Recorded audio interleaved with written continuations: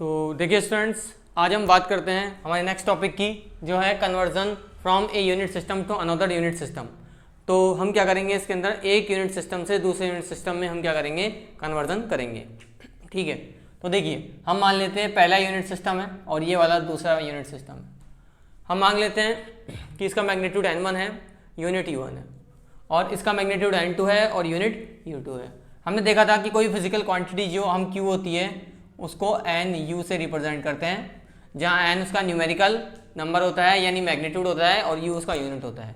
जैसे कोई भी क्वांटिटी है जिसकी वैल्यू है 5 kg, तो 5 इसका न्यूमेरिकल नंबर है यानी मैग्नीट्यूड है और kg क्या है, उसका यूनिट है। तो इस तरह से कोई भी जो फिजिकल क्वांटिटी होती है उसको nu से रिप्रेजेंट करते हैं। अब मैं मान लेता हूँ कि इसका यूनिट u1 है, ठीक है, और इसका यूनिट u1 है, ठीक है, और यूनिट्स की जो डायमेंशन है वो हम मान लेते हैं m1 l1 t1, ठीक है, इस पहले यूनिट सिस्टम की। इसी तरह से इस दूसरे यूनिट सिस्टम की यूनिट जो है वो m2 l2 t2 हम मान लेते हैं, ठीक है। अब हम क्या करते हैं, इन दोनों यूनिट सिस्टम को बराबर रखते हैं, n1 u1 बराबर n2 u2, ठीक है। अब हमें क्या निकालना है, इस n2 की वैल्यू निकालनी है, तो इस u2 को नीचे भेज देते हैं, तो n1 u1 अपॉन u2 हो जाएगा, ठीक है। अब n2 is equals to n1, u1 की वैल्यू क्या है, m1 l1 t1, जो मैंने यहाँ पुट कर दी, इनकी powers a b and c लगा दी।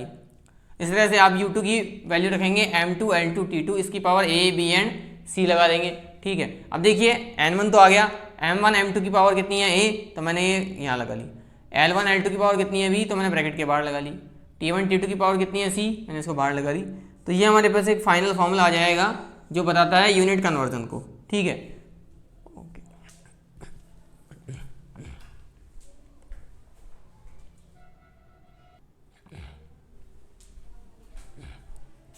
देखिए अब हम इस पे बेसिक क्वेश्चन करते हैं, जिसमें क्वेश्चन क्या है कि हमें क्या करना है कि एक वैल्यू फाइंड करनी है हमारे को 10 वॉट की, किसके अंदर, CGS यूनिट के अंदर। किसके अंदर फाइंड करनी है, हमें CGS यूनिट के अंदर हमको फाइंड करनी है, ठीक है। अब देखिए यहाँ पे सबसे पहले हम बात करते हैं वॉट की। तो सबसे पहले देखिए जो वॉट होता है, ठीक है, अब वॉट जो होता है वो हमारा होता है किसका, पावर के लिए होता है, पावर का यूनिट होता है, ठीक है। और पावर क्या होता है, वर्क अपॉन टाइम। वर्क क्या होता है, m1 l2 t-2, और टाइम है अपने पास t1, तो ये पावर हो जाएगी हमारे पास में m1 l2 t-3। अब यहाँ से देख सकते हैं जो a की वैल्यू है वो हमारी है 1, b की वैल्यू है हमारे पास 2 और c की वैल्यू कितनी है, -3, ठीक है। तो अब देखिए हम इसके अंदर क्या करते हैं, 10 वॉट इसका कैसा सिस्टम है, ऐसा ही सिस्टम है, इसको हमें चेंज करना है CGS सिस्टम में। तो देखिए सबसे पहले हम क्या करेंगे, 10 वॉट को हमें चेंज करना है किसमें, CGS यूनिट में, ठीक है, CGS यूनिट में। अब उसकी वैल्यू क्या होगी ये मुझे नहीं पता, इसको मैं x मान लेता हूँ, ठीक है। 10 वॉट को मुझे चेंज करना है CGS यूनिट में और इसकी जो वैल्यू आएगी मुझे नहीं पता, उसको मैंने x मान लिया।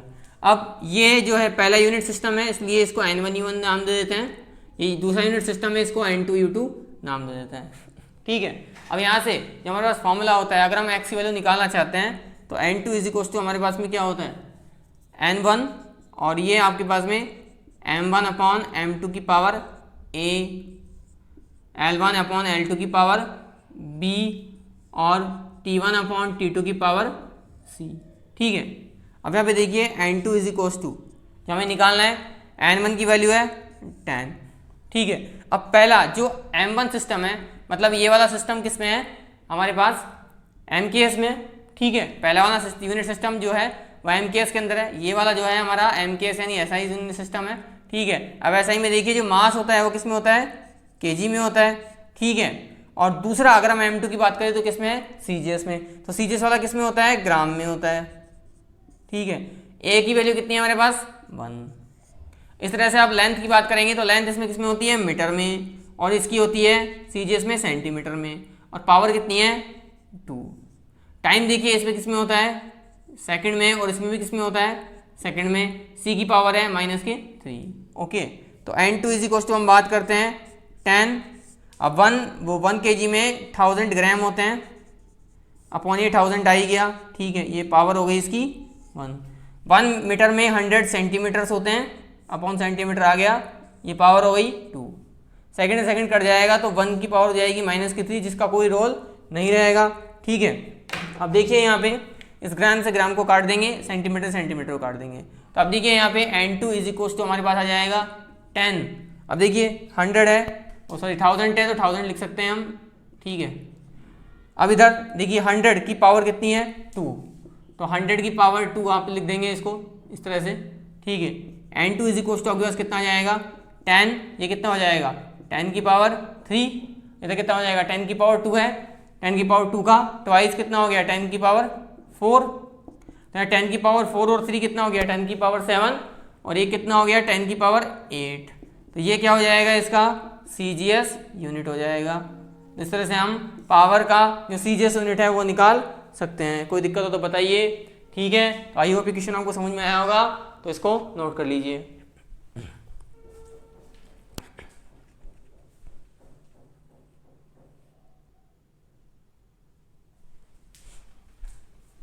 तो देखिए आज हम एक क्वेश्चन की ओर बात करते हैं जिसमें ऐसा यूनिट सिस्टम है जिसमें फोर्स है वो न्यूटन में है और CGS में डाइन में है, तो हमें 1 न्यूटन की वैल्यू बतानी है डाइन के अंदर। ठीक है, सबसे पहले देखिए जो फोर्स होता है उसकी डायमेंशन क्या होती है m1 L1 T-2।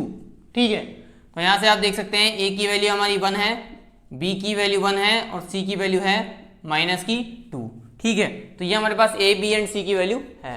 अब देखिए हम क्या करते हैं 1 न्यूटन को हम किस में चेंज करेंगे डाइन में चेंज करेंगे, और इसकी वैल्यू क्या आएगी ये मुझे नहीं पता, इसको मैं x मान लेता हूँ।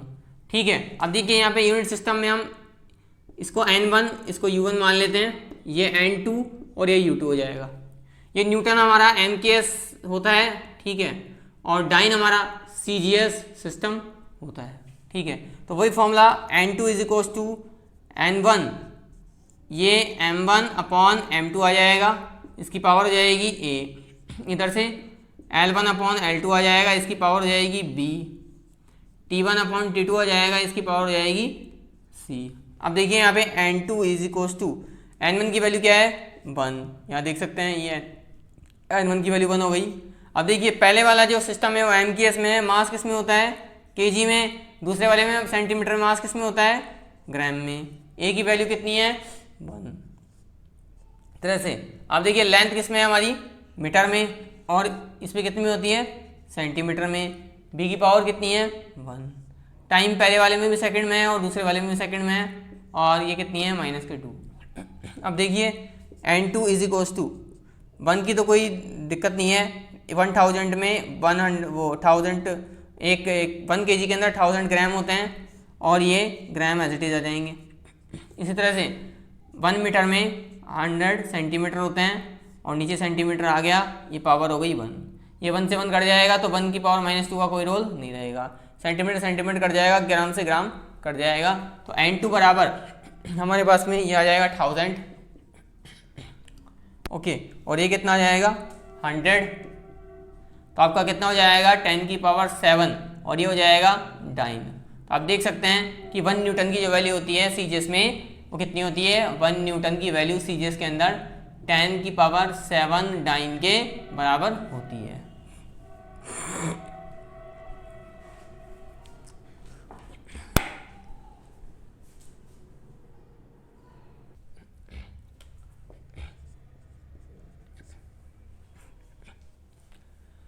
तो देखिए अब एक नया तरह का क्वेश्चन है, इसमें एक हाइपोथेटिकल यूनिट सिस्टम है जिसमें मास लेंथ तो टाइम आपको दे रखा है 10 kg 5 मीटर और 30 सेकेंड। अब आपको बतानी है वैल्यू 10 न्यूटन की इस यूनिट सिस्टम के अंदर। ठीक है, तो देखिए सबसे पहले हम बात करते हैं जो 10 यूनिट सिस्टम है, 10 जो न्यूटन है हमारा, ठीक है, उसको हमें एक अदर यूनिट सिस्टम में चेंज करना है। ठीक है, उसकी मास लेंथ और टाइम हमारे को दे रखा है, तो हम मान लेते हैं कि ये कोई x यूनिट सिस्टम है। ठीक है, तो हमें इसकी वैल्यू निकालनी है। अब इसको मान लेते हैं हम n1, इसको u1, ये हो जाएगा हमारा n2 और ये हो जाएगा u2। अब देखिए 10 क्या है न्यूटन है, न्यूटन जो होता है वो क्या होता है फोर्स, और फोर्स की जो डायमेंशन होती है वो m1 L1 T-2, मतलब a की वैल्यू 1 है, b की वैल्यू 1 है और c की वैल्यू है -2। अब देखिए यहाँ पर हम बात करते हैं N2 इज इक्वल टू, हमारे पास फॉर्मूला होता है N1 M1 अपॉन M2 की power A, L1 upon L2 की power B, T1 upon T2 की पावर C।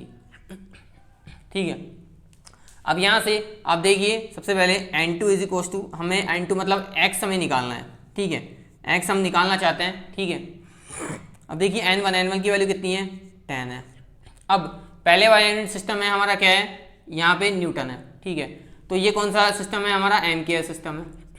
ठीक है, पहले वाला यूनिट सिस्टम कौन सा है हमारा, न्यूटन यानी एमकेएस सिस्टम है। इसमें मास किस में है, हमारा मास होता है केजी में। ठीक है, अब देखिए दूसरे वाले यूनिट सिस्टम हमारे को दे रखा है, वो मास हमारे को दे रखा है 10 kg। मास कितना दे रखा है, 10 kg, तो इसको 10 kg रख देते हैं। अब देखिए ए की वैल्यू कितनी है हमारे पास में, 1। इसी तरह से दूसरे वाले में देखिए, अब देखिए यहाँ पे लेंथ कितना है, लेंथ होता है हमारा मीटर के अंदर, और दूसरे वाले में हम बात करें लेंथ कितनी दे रखी है, 5 मीटर। और बी की वैल्यू कितनी है, बी की वैल्यू भी 1 है। टाइम हमारा किस में दे रखा है, पहले होता है हमारा सेकंड में होता है, और दूसरा हमारे को दे रखा है 30 सेकंड। ठीक है, मतलब देखिए हमारा 10 न्यूटन था, उसको हमें एक ऐसे यूनिट सिस्टम में बदलना है जिसमें ऑलरेडी हमारे को मास 10 kg दे रखा है, लेंथ 5 मीटर दे रखी है, और टाइम 30 सेकंड दे रखा है। तो देखिए 10 न्यूटन को हमें बदलना है, मान लीजिए x यूनिट में बदलना है। अब N2 is equal to N1, ये हमारे पास फॉर्मूला होता है। ठीक है, अब यहाँ पे देखिए x की वैल्यू है, N2 हमें निकालना है, N1 की वैल्यू कितनी है, 10। अब पहला यूनिट सिस्टम हमारे एमकेएस में है, जिसमें मास होता है केजी में, लेंथ होता है मीटर में, और टाइम होता है सेकंड में। दूसरा यूनिट सिस्टम जो हमारा ये है, इसमें मास है 10 kg, लेंथ है 5 मीटर, और टाइम है 30 सेकंड। और अब देखिए यहाँ पे हमारे पास ए की वैल्यू 1 है, बी की वैल्यू 1 है, और सी की वैल्यू -2 है। अब केजी से केजी कट जाएगा, मीटर से मीटर कट जाएगा, और सेकंड से सेकंड कट जाएगा। तो x इज इक्वल टू हमारे पास आएगा 10, यहाँ पे ये हो जाएगा 1/10, मल्टीप्लाई हो जाएगा 1/5। अब यहाँ पे देखिए ये है 1/30 की पावर -2। आगे देखिए इसमें हम सॉल्व करते हैं इसको, x इज इक्वल टू, अब देखिए इस 10 से 10 कट जाएगा, तो हो जाएगा 1/5। अब ये 1/30 की पावर -2 है, अगर ये 30 ऊपर जाता है तो 30 की पावर 2 हो जाती है। तो x इज इक्वल टू 1/5, 30 का मतलब ये हो जाएगा 900। अब इसको हम सॉल्व करेंगे तो x की वैल्यू हो जाएगी हमारे पास में 18 5 90, 180 यूनिट्स। तो ये हो जाएगा इसका फाइनल आंसर, जिसकी वैल्यू हमें निकालनी है। तो आइए क्वेश्चन आपको समझ में आया होगा। ठीक है,